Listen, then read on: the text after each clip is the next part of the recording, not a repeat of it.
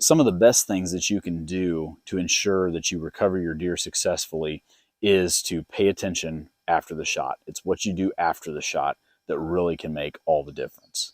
I'm not sure if it's a TV hunter thing or a celebrity hunter thing or even a YouTube hunter thing or what it is, but when you see on hunting shows where someone makes a shot and immediately after that arrow passes through or immediately after that arrow hits its mark, you hear "smoked them," or you hear whooping and hollering and celebrating and high-fiving each other and things like that.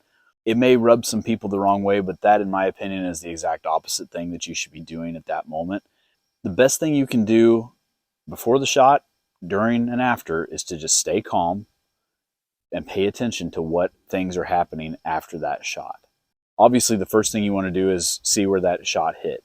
I can tell you in talking to blood trackers or trackers here in Missouri that do tracking with deer tracking dogs, they say all the time people think they smoked one, and in the reality, it's a gut shot or it's a liver hit or it's not a great hit at all, and they have to call in a dog to help find it, which there's nothing wrong with that. I'm glad to have that as a resource. I've used a dog just this past year and was able to find a deer that I had shot, and it was only a single lung hit because it was quartering to me. There's nothing wrong with that, but it just shows that sometimes we don't even know what the shot has done.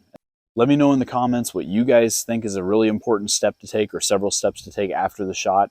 Maybe we can all learn something together. So let me know what your guys' strategies are in the comments. The top 4 things that I can think of that are the best things to do after the shot. Number 1 is make sure you can hopefully tell where that shot hit or connected on the deer. Was the deer quartering to you? Was it quartering away? Was it perfectly broadside? Does it look like the arrow went straight through and got both lungs, or did it get one lung and a liver or something else, or did it not get a lot of penetration? The second thing you can do is pay attention to how the deer's reaction is as it runs away. Did it run as hard as it could? Did it sprint away? Did it run a little ways and then begin walking, hunched over? That's typically indicative of a liver hit or a gut hit. Hopefully it only runs 30 yards and goes down, but that's not always the case. And we don't always see them go down in sight, which is the exact reason why it's so important to pay attention after the shot. The third thing that you can do is pay attention and watch and see what landmarks is that deer running by. What's a really easily identifiable tree or shrub or some sort of nature out here that you can find to see that deer ran by there last. And then landmark the last place that you can see the deer. If you can see it go 70, 80 yards and then that's the last time you see it, where did you see it last? And try to landmark that, because especially if you can find a tree or something that ran by, it is so difficult sometimes. Things look so much different whenever you're sitting in your tree stand versus whenever you're on the ground searching. And it's important to be able to landmark a place that you could see that deer last go. There's a good chance if it's over 50 or 60 yards away, you should be able to find some blood there. But at any rate, your chances get higher and higher if you pay attention after they run off. What you don't want to be doing at that time is hooping and hollering, celebrating, going crazy. I understand the excitement is an exciting sport. It's an exciting thing to do, but try to stay as calm as you can so that you can pick up on those details, because if you can't find the deer, it's hard to call it a success. And the fourth and final thing that I would recommend doing is listen. Listen for what sorts of things you can learn as that deer is running away. Do you hear a crash? Do you hear twigs breaking? Is it running into a lot of stuff? There's a chance if that deer is not, if it's taking a bulldozing path through the woods or through the shrubs or timber, there's a good chance that it's really hurt. If it's meandering through like it would if it was just running off normally, it may not be as hurt as you think. So listen and pay attention. I'll tell you guys a story of the spot where I'm standing. I shot a deer not 20 yards from here several years ago, back in 2016. And what had happened was right south down here, I have a stand right here next to me, right south down here, about 70 or 80 yards in this bean field, this buck was feeding along. He was the only deer I could see that evening. It was October 29th, right before the rut began in Missouri here. He was feeding along out there in the bean field for probably 15 or 20 minutes and didn't really move from the 5-yard, 10-yard radius that he was in the whole time. And it was starting to get to where it was getting to be last light. And I was like, I've got to make a decision. Am I going to try to engage this deer, call it to me, or am I just going to sit here and let him feed along and not come up here? So I did what I thought I needed to do, and I grabbed my grunt call and I grunted to him a few times. This did catch his attention. He immediately walked out of the field very slowly, out of the bean field, and he walked over to some trees down here in the tree line in the fence row, and he began rubbing his antlers on the limb above him. He was pawing the ground. It really had triggered him and got him really angry. So I knew there was going to be something happen here. So he began to make his way up the fence row to the stand, and as he got about 20, 25, or about 30 or 25 yards away, I was thinking, okay, there's going to be an opportunity for a shot here. Then he angled down, went down behind the stand and into the timber, and I couldn't see him anymore. And I thought, well, I at least tried, you know.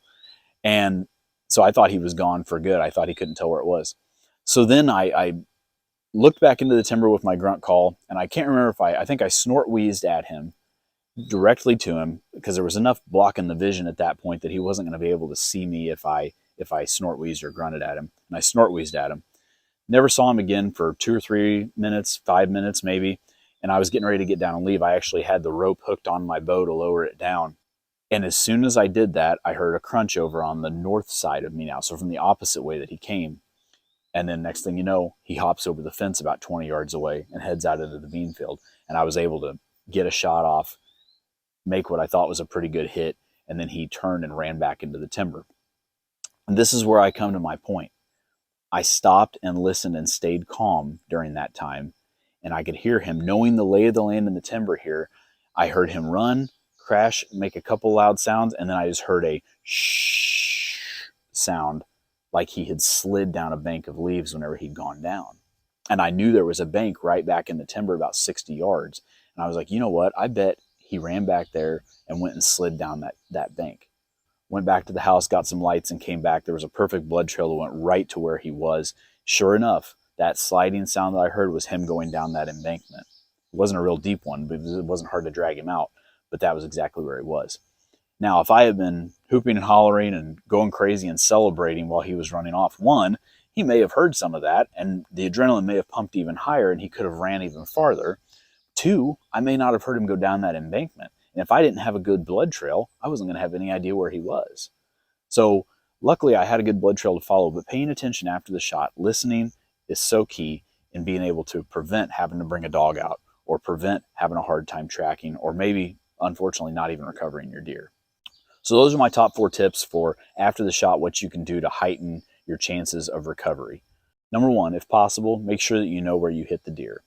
Number 2, pay attention to the deer's reaction and what it's doing as it's running away. If you can see it go for a ways, see what it's doing, see how it's reacting to the shot. Number 3, pay attention to landmarks and see where is the deer running by, what trees, what shrubs can I identify that I can easily get down and be able to hopefully find blood there afterwards. And number 4, and I think one of the most important ones, is listen to what sounds you're hearing as the deer's running away. Are twigs breaking? Is there a crash? Did he slide down an embankment, down some leaves? Those are all very important factors in helping you recover your deer. Thank you for watching Farming for Whitetails.